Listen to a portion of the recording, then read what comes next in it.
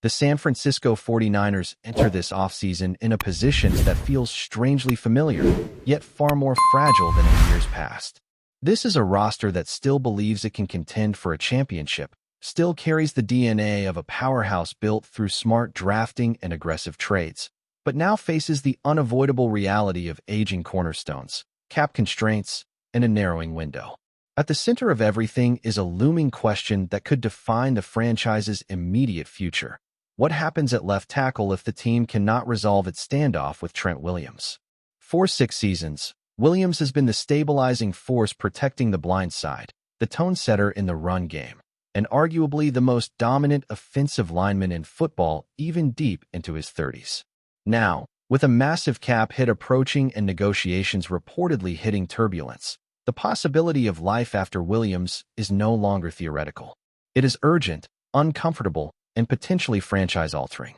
That urgency is exactly why draft speculation has suddenly shifted toward the offensive line, a place the organization has historically been reluctant to invest premium picks. When analysts like Mel Kiper Jr. project Alabama tackle Caden Proctor to San Francisco in the first round, it signals a philosophical crossroads. Proctor is not the typical mold of a Shanahan offensive lineman. At nearly 370 pounds, he is a mountain of raw power rather than a prototype zone scheme mover. Yet his athletic testing numbers suggest something unusual, a player with rare explosiveness for his size, someone who could potentially be molded into the kind of mauling presence the roster currently lacks outside of Williams himself. The idea would not be immediate replacement but succession planning, a year of apprenticeship, possibly sliding inside to guard, learning beside a future Hall of Famer before inheriting the most important position on the line.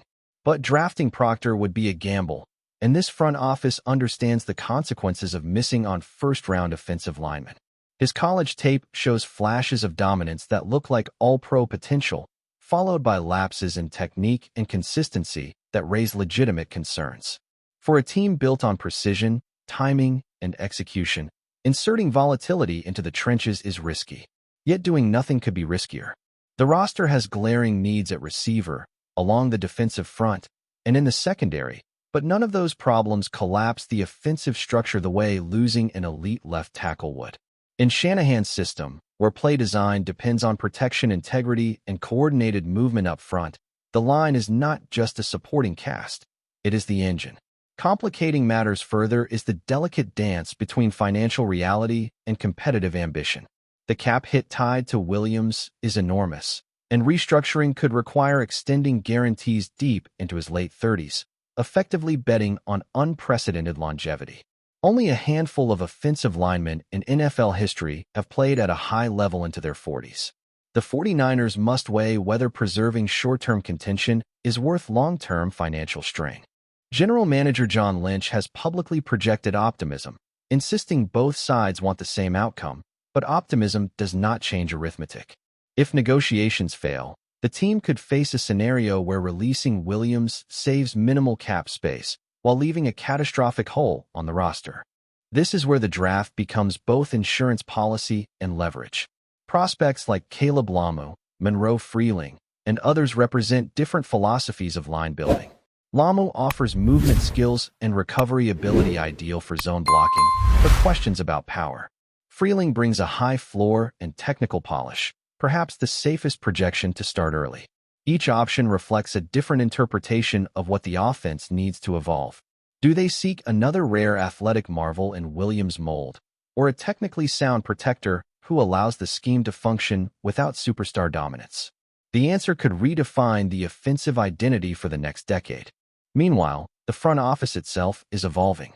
The return of Kwesi Adofo-Mensah as a personnel executive introduces an analytical perspective that could influence draft strategy and roster construction. His background in data-driven decision-making suggests the team may lean more heavily on projections, athletic thresholds, and long-term value modeling rather than purely traditional scouting instincts. That could make the 49ers more willing to take calculated risks on developmental prospects or undervalued positions. It also signals that the organization is preparing for a future where sustaining contention requires innovation, not just continuity. If you're enjoying this deep breakdown and want more insider-level analysis on roster moves, draft strategy, and the decisions that shape championship windows. Make sure to subscribe and turn on notifications right now, because this offseason could be one of the most pivotal in franchise history. Quarterback dynamics add another layer of intrigue. Backup Mac Jones has quietly become one of the most valuable insurance policies in the league, a former first-round pick thriving in a system tailored to his strengths. With starting quarterback Brock Purdy entrenched, Jones represents a tradable asset that could net draft capital or fill another roster hole. Lynch's comments that it would take a fairly strong offer to move him suggest the team recognizes both his on-field value and his market leverage. In a draft class perceived as lacking elite top-end talent, acquiring additional Day 2 picks could be the difference between patching weaknesses and entering the season exposed. All of these threads connect to a single truth. The 49ers are balancing on the edge between sustained contention and gradual decline. The core that powered deep playoff runs is aging. Contracts are ballooning. Rivals are getting younger and faster. The decisions made over the next few months, whether to extend Williams, draft his successor, trade assets like Jones, or reallocate resources, will determine whether this team reloads or begins a slow reset. Shanahan's offense has always thrived on anticipation, on designing plays that exploit where defenses will be rather than where they are. Now the organization itself must operate the same way, anticipating the future before it arrives. What makes this moment so compelling is that there is no obvious correct path. Keeping Williams preserves elite performance, but delays the inevitable transition. Drafting a tackle early prepares for the future, but could sacrifice immediate help elsewhere. Trading Jones could bring valuable picks, but weaken quarterback depth in a league where injuries can derail seasons overnight. Every move solves one problem while creating another. That is the paradox of roster building in the modern NFL. As the combine unfolds and rumors swirl, one thing is certain. This offseason will reshape the trajectory of the franchise more than any in recent memory. The 49ers are not rebuilding, not retooling, but recalibrating, trying to extend a championship window that refuses to stay open forever. Whether they emerge stronger or stumble into uncertainty will depend on their willingness to make difficult, sometimes unpopular decisions. If you want to stay ahead of every twist in this story and understand what each move truly means for the team's Super Bowl hopes, subscribe now and join the conversation, because the road back to contention is being mapped in real time.